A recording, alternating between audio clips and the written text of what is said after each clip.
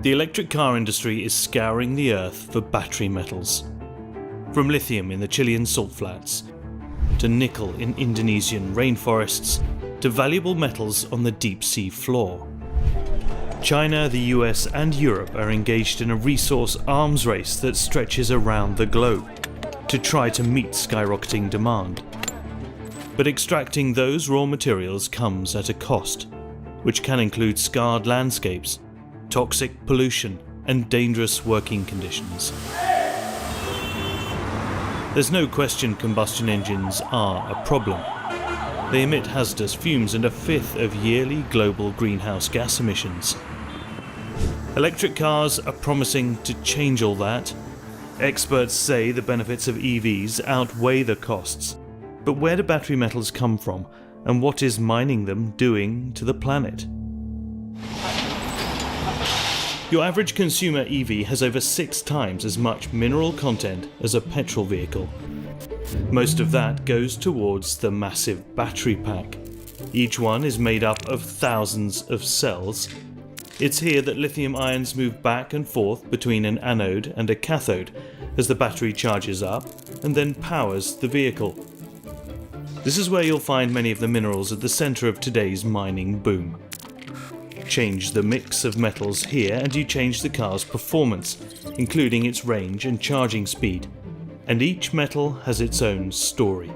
What I found was the hidden supply chains behind all this were dominated by China, but they also involved a lot of trade-offs, environmental impacts, and a huge need for minerals.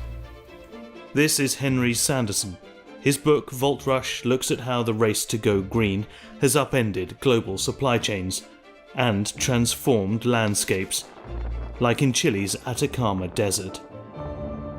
What struck me when I went there was just the sheer size of these pools in the middle of the desert. Locked away in these vast salt flats is a lightweight metal used in nearly all EV batteries, lithium. The silvery white mineral is the world's lightest metal and can be found in rocks, clay and saltwater. More than half of the global lithium resources are in the so-called lithium triangle in Bolivia, Chile and Argentina. Lithium here is stored in underground saltwater called brine. Billions of gallons of it are pumped to the surface every year, where it is left to evaporate. The lithium from Chile actually has a low carbon footprint because it's using the energy from the sun. The more yellow the pond, the higher the concentration. Al principio veíamos color de turquesa, donde tenía un poco porcentaje de litio. Acá ya tiene un gran porcentaje de litio, ya sea. It can take more than 1,000 gallons of brine to produce enough lithium for just one electric car battery. 2 companies control the right to operate here, American Albemarle and Chilean SQM. In 2021 they exported more than $890 million worth. And satellite imagery shows how their mining operations have transformed the landscape. It can take around 18 months for the brine to move under gravity through the series of ponds. The lithium-rich salts are then loaded into trucks and then taken to a processing plant near the coast, where they're purified into battery-grade lithium. Pumps suck out enough brine to fill an Olympic swimming pool every 20 minutes. And the factories that process the salts draw fresh water from underground aquifers. Water usage is, of course, a sensitive issue here in the desert. In some areas of the Atacama, rainfall has never once been recorded. Jorge Muñoz Coca is a member of the local Atacameño indigenous community. Tenemos una relación muy significativa con el agua. Eso es lamentable que exista en esta área tanta explotación. Chilean mining company SQM has run into trouble with environmental regulators for extracting too much brine and fresh water. In an email to Business Insider, SQM said it aims to be water neutral by 2030 as it switches to desalination plants and more efficient lithium extraction technology. In neighbouring Bolivia, Chinese and Russian companies are investing nearly $3 billion in an array of new lithium plants. But they're gambling on a relatively unproven set of technologies called DLE, or direct lithium extraction.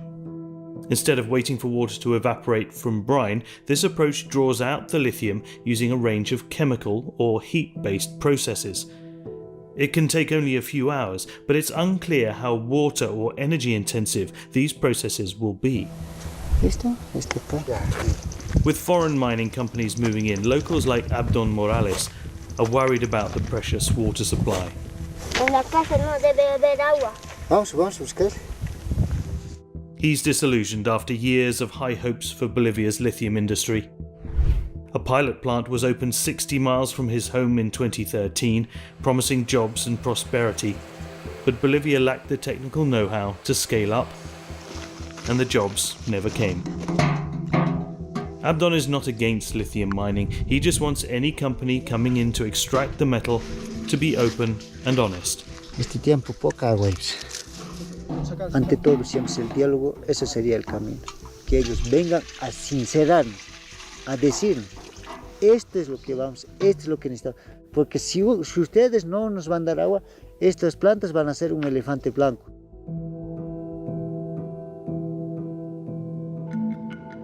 As of 2021, there were 21 lithium mining operations globally. Industry experts estimate it could take hundreds more to meet demand. Lithium isn't the only thirsty industry in the Atacama Desert. Chile is also the world's largest producer of copper, a highly conductive metal and another key ingredient in EV batteries. An electric car can contain over 80 kilograms of the metal, more than twice the amount used in cars with an internal combustion engine. In each battery cell, copper foil placed over the negative end or the anode acts as a bridge to the outer circuit, allowing electricity to flow through the car. It's also of course used in a car's wiring and electric motor. The existing mines in places like Chile, they've been going for decades, so they are coming close to the end of their lives, so we need new copper mines. Finding and developing a new copper mine can take years and billions of dollars. Most copper mines look like this, vast open pits where the rock is blasted out of the earth with explosives, leaving behind stepped walls that can plunge half a mile into the earth. In many cases, these pits remain long after the mine has shut down. This one in Butte, Montana, closed down in the 1980s, and the pumps that would normally keep water out were shut down. The liquid you see is in fact a bath of acids and heavy metals leached from the surrounding rock. In 2016, over 3,000 geese died soon after landing on the lake. Now workers have to keep a round-the-clock vigil, scaring away migratory birds with gunshots, lasers, even drones. If birds land here and start drinking the toxic brew, it can cause organ failure. It's Mark Mariano's mission to make sure that doesn't happen. Yeah, Mark Mariano, Waterfowl Protection Specialist. We invented that title, but it fits. These are propane cannons, and they fire all day. They mimic gunfire, which a lot of the birds are scared of for obvious reasons. On special occasions, the birds might get their own private fireworks display. This is a kind of a last resort, or we know, something big would be coming. We've used them twice. This acid lake is an extreme outcome. But there's evidence toxic waste rock has contaminated soil near copper mines around the world. As the EV market continues to grow, so does the demand for copper, although design improvements mean that less will be needed per vehicle in the years to come. Meanwhile, the US still has considerable copper reserves, as does Chile and the likes of Australia and Peru. Other battery metals are not so well distributed, like cobalt. The metal is a popular choice for battery makers because it withstands high temperatures and doesn't corrode easily. It goes in the cathode of the most common battery type, NMC. And just one African nation is responsible for producing over 70% of the world's cobalt. The Democratic Republic of Congo is the Saudi Arabia of cobalt, or much more than that, in fact. They really have a very uniquely dominant position. Mining here has exploded since 2000, driven largely by Chinese investment. Between 15 and 30% of the cobalt ore comes from artisanal mines, meaning low-tech, informal mining operations. Miners use whatever tools they have available, often without protective equipment. Miners here dig shafts into the earth and rock to reach seams of cobalt. The tunnels are cut by hand and have been known to collapse and kill. Mwandanji Olivier has been working in these mines for 22 years. Cha kwanza mbele mimi naingia na ile imani ya Mungu akuseke Mungu atanichunga. Na mimi mwenyewe mencho yangu iko naona kile niko nafanya. Ifo mimi na sasa itanipeleka ku riske. Excuse-moi, le passer par là.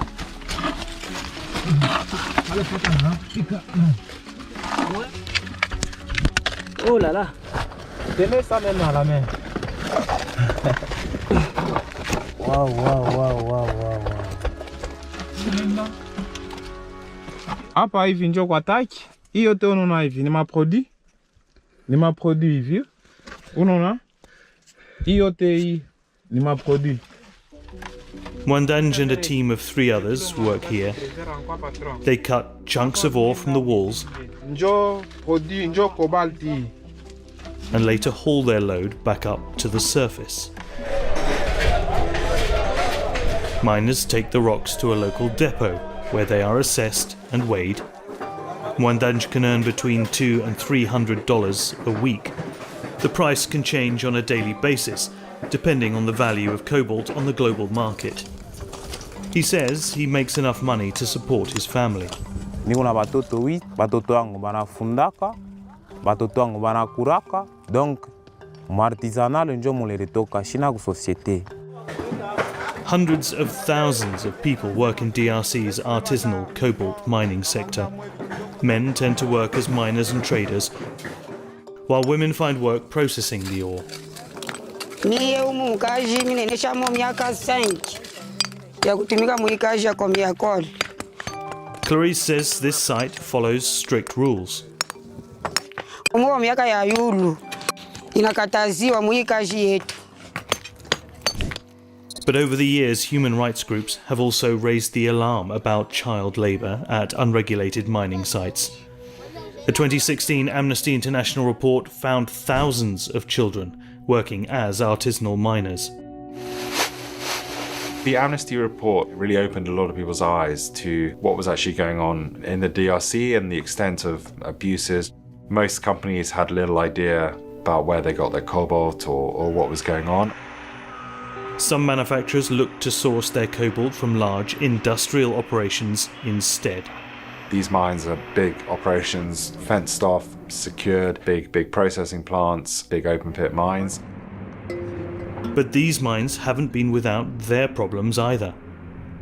Satellite imagery shows how massive mining pits have consumed large parts of Kolwezi in the south of the country. Another Amnesty report, this time focusing on large Chinese and European-run mining operations in the DRC, details how residents have been forced from their homes to make room for the pits. In some cases, residents were physically assaulted and even had their houses set on fire. Locals say hundreds of homes have disappeared. On était plus de 300 personnes, 300 maisons. Maintenant, il y a des maisons vraiment passées par là. C'est comme si quelqu'un qui n'a pas de dents dans la bouche. Meanwhile, artisanal mining hasn't gone away, and many don't want it to. Hapa hii ni independent tunatumika tu, mtu wote anakuya anatumika, anaenda kumezoa na ujisha anapata makuta yake. Human rights groups say that improving working conditions at these mines is a better approach than trying to outlaw them altogether. And it's difficult for battery or car manufacturers to know which type of mine the cobalt comes from, since the ores mix together at refining plants. Almost all of the DRC's cobalt ends up in China, where it has helped put around 14 million EVs on its roads, way more than Europe and the US. In fact, the DRC has a long history of foreign countries benefiting from its riches. Over 100 years ago, Belgian colonizers scoured the vast country for its mineral wealth. Ces prospecteurs belges cherchaient de l'or. Ils trouvent au Katanga de fabuleux gisements de cuivre, d'étain, de charbon. Later, other Western powers relied on the country for minerals used in military aircraft. Without strategic materials, and by strategic materials I mean ones like cobalt, we really couldn't make a jet engine. Today, the metallic element is used in things like paints, alloys, and batteries. Conventional combustion engine vehicles don't use any. The mining boom, driven largely by EVs, has transformed the DRC's economy as well. But the majority of Congolese people are not feeling the benefit of the country's mineral riches. Economists call it the resource curse. We've seen countries who have been blessed with natural resources that often it's elites that benefit. You get these booms where they're actually more destructive than beneficial. That's partly because minerals like cobalt gain value as they move through the supply chain, from ore to refined metals to batteries. It's difficult for many resource-rich countries to have the infrastructure, the energy, the chemicals, etc. that's needed to produce processed products. But whether processed at home or abroad, the amount of cobalt used in the most common EV battery, NMC, is going down, from 1/3 of the cathode to just 10%. The trade-off means using more nickel. And 6,500 miles away, one country is poised to benefit massively from that change. Indonesia is the world's largest nickel producer, and it's just going to extend that lead this decade. Unlike the DRC, Indonesia receives far more investment from foreign mining firms and car makers, including from China, the US and Korea, for things like refineries and battery plants, helping it hold on to more of the supply chain. The country's leaders banned nearly all nickel exports after decades of shipping it off to foreign stainless steel plants with little economic gain to show for it. Now they're saying, well, we've got all the processed nickel here, why don't you come build your battery factory in Indonesia? And then they're saying, why don't you build your electric vehicle factory?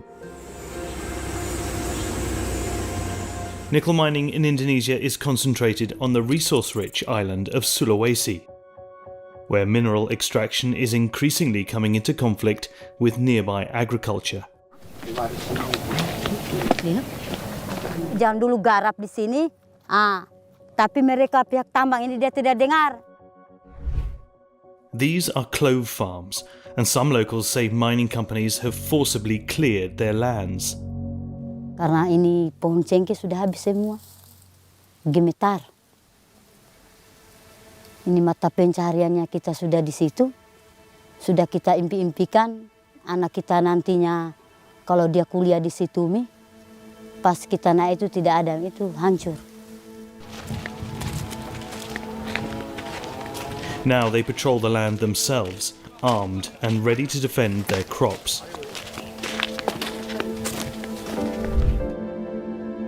Meanwhile, pollution from the mines has washed into the sea, visible here on the left, and it's having a direct impact on fishing. Di atas udah ditambang, di sana udah laut dan lumpur. Mereka mau berkembang kemana kira-kira? Nggak begini, bersih, bisa mandi-mandi, bisa mancing, sekarang tidak bisa. So far, the vast majority of nickel coming out of Indonesia has gone to make stainless steel, not batteries. That's because most of the country's ore has low nickel content. But Indonesia wants a larger piece of the EV pie and plans to scale up a process called high-pressure acid leaching. This technique can transform low-grade ore into the kind of nickel useful to the EV battery industry. But it uses hot sulfuric acid and can leave behind hazardous waste that can cause environmental destruction if not properly stored. The eastern side of the Indonesian archipelago is inside what's known as the Coral Triangle, an area with more diverse marine life than anywhere else on the planet. And the nation as a whole is home to more than 1/10 of the world's mammal species, and nearly 1/5 of all bird species. Environmental concerns have given some investors pause. In 2022, Indonesian officials said Tesla would soon invest $5 billion in local nickel processing. But an open letter from environmental groups to CEO Elon Musk called for an end to all nickel investments in the country. It cites water and air pollution, land grabbing and systemic large-scale environmental damage. The deal didn't go through, and Tesla switched its standard-ranged vehicles to a nickel-free variety. The Indonesian government says it will improve environmental monitoring at mining sites, but operations aren't likely to scale down anytime soon. Indonesia is the nickel producer to watch this decade, and we won't have, in many cases, electric vehicles without Indonesia. 7,500 miles away on the west coast of Africa, Gabon is busy mining another key ingredient in EV battery cathodes, manganese. A company called Comilog, owned by French mining interests, has operated here since 1951, leading to massive population growth and development. The company says it's invested millions of dollars in social projects that improve access to education and water. But some locals say they've been left behind. Ici, sur la route noire de Comilog, nous n'avons pas de courant, nous n'avons pas d'eau. Nous n'avons pas de pompe publique, donc nous voulons avoir de l'eau et le courant. Meanwhile, the government is counting on mining for manganese, iron and gold as it tries to transition away from an oil-based economy. Right now, the majority of Gabon's manganese is used for making steel, not EV batteries, but EV demand for the metal could grow eightfold by 2030. There is one place where manganese, nickel and cobalt can all be found together, and it's not on land, but within potato-sized rocks lying more than 2 miles below the ocean's surface. They're called polymetallic nodules, and there could be billions of tons of them in the ocean. A Canadian startup called the Metals Company wants to be the first to cash in. On a test run in 2022, it scooped up what the founder says is the world's biggest haul yet. This is history. I've never stood in this. No one has. No one. Gerard Barron is on a decade-long quest to mine the deep. His last venture ran out of money. I wanted to do something that was near impossible. You know, I was pretty sure that if I didn't do this, then it may not move forward. And that would be a travesty. The technology is available to collect these rocks at a commercial scale. Here's how it works. The ship lowers a collector vehicle into the water. The prototype weighs 90 tons and is about the size of a minibus.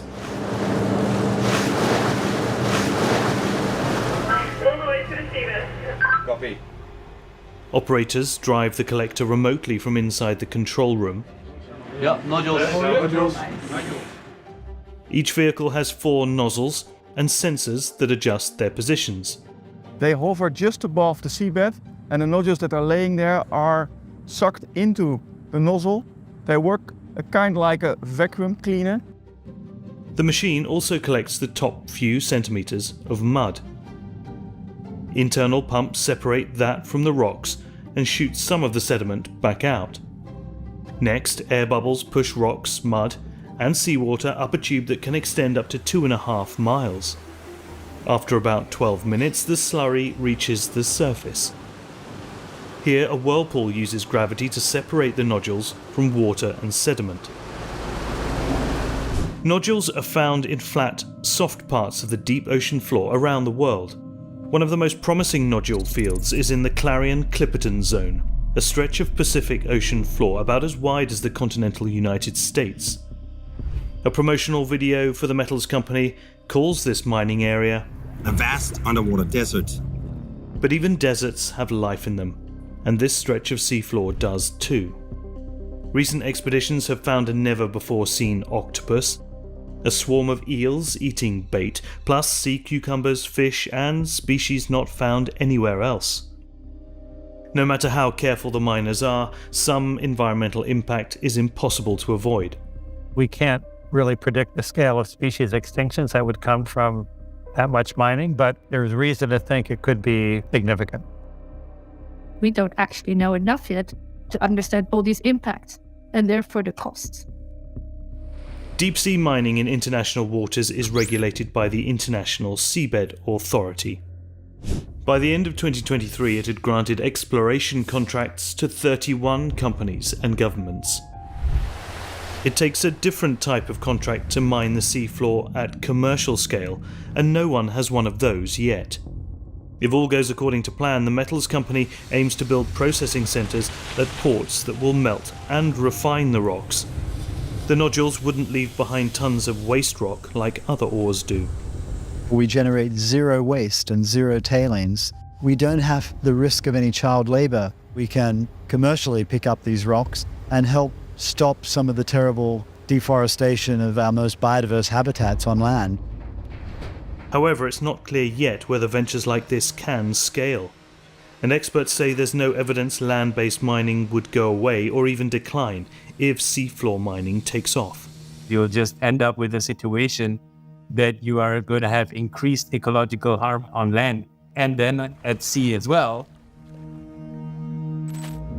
One mineral that can't be found in nodules but makes up the largest part of any EV battery is graphite. It's used in the anode or negative end of each battery cell. Most EVs use synthetic graphite derived from coal, but there's still demand for natural graphite, which is cheaper, and China is the world's largest producer of both. The country produces 70% of the world's mined graphite, but in 2023 announced it was restricting exports. The move spooked foreign EV makers who are wary of their over-reliance on Chinese supply. As the world races to find a more diverse supply, countries like Sri Lanka are hoping to cash in. The country is home to what's called vein graphite, the purest natural form of the element. But at the moment, Sri Lankan graphite is mainly used for steel making and as an industrial lubricant.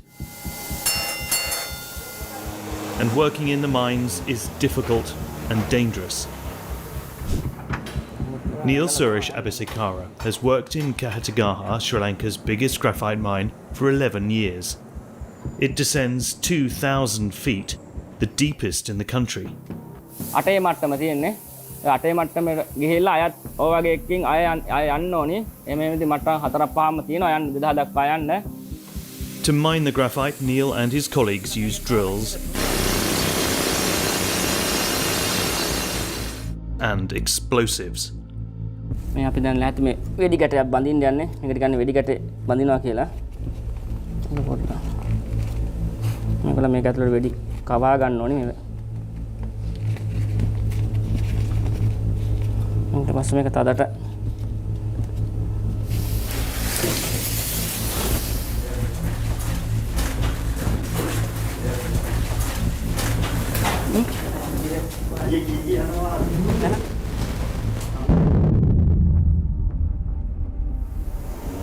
Working so far underground can make it hard to breathe.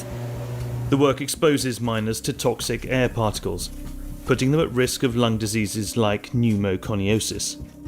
හදිස්සියේ ලෙඩෙක් තුවාල කකුලක් ආහාරයෙන් කකුලක් කැපිලා අතපය කැපිලා අර ඇවිද ගන්න බැරිනොත් එහෙම මේකේ හාන්සි කරවලා තමයි මේ ඩක්කු පාරේ ඩක්කුවකට සයි කරන්න මේකේ තියෙනවා. සයි කරලා තමයි අරගෙන යන්න ලිස්ට් එක ගාවට. But if the lift breaks or the power is cut, the only way out is this ladder. About 60 workers earn a living from the mine here in Kahatagaha, but it's not much.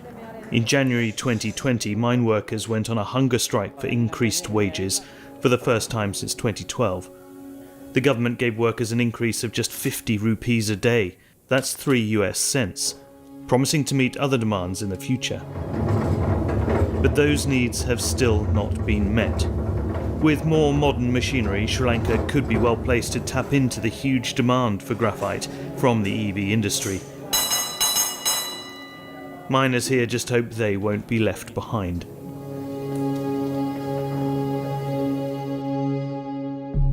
Whether on land or at sea, every form of mining comes with trade-offs.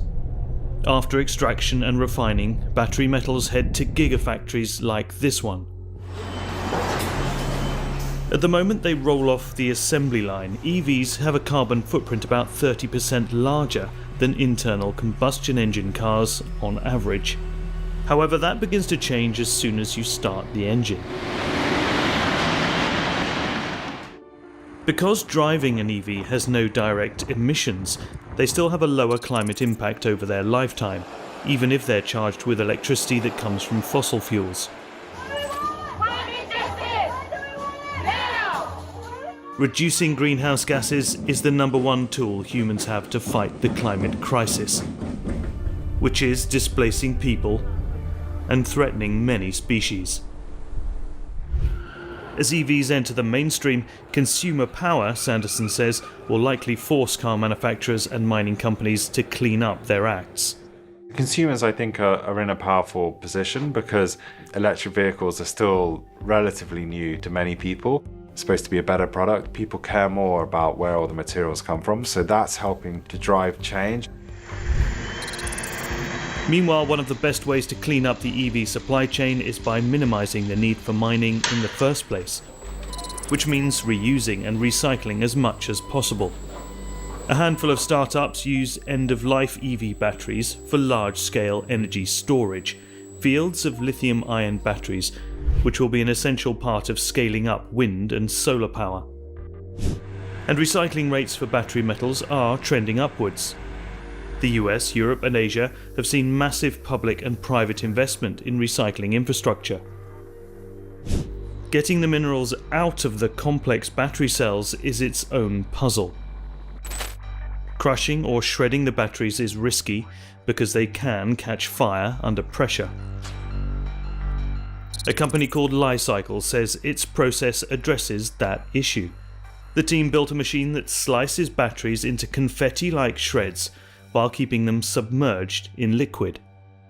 Without oxygen, there's no fires. That liquid also helps separate the plastic, which many recyclers just burn away. What is left is metallic foil. So behind me, we're bagging that metallic foil, and we sell this for the copper content as well as the precious metals.